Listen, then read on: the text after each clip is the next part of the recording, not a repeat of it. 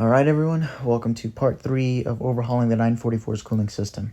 This video is going to be all about the Lindsey Racing silicone hose kit, and I'm going to give you some tips and tricks and some things that I learned while installing this kit with the CSF radiator, which is a little bit thicker, so it calls for a little bit of trimming in a couple areas of the silicone hoses.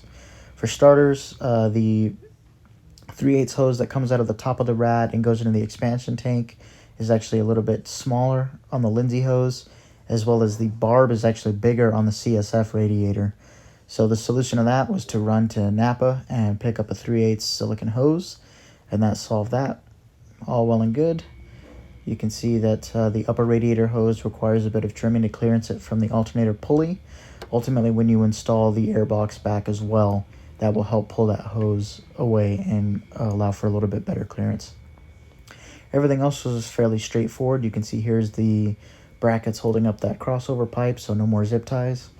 The lower radiator hose is the last hose that requires any sort of trimming, just to pull it away from the power steering pulley. It also kind of gets pinched, so you got to be a little bit careful with it. I did my best to eliminate any sort of pinching, but once it's installed and trimmed, you can see there's plenty of clearance there from the power steering pulley. So with all of this installed, everything's ready to go.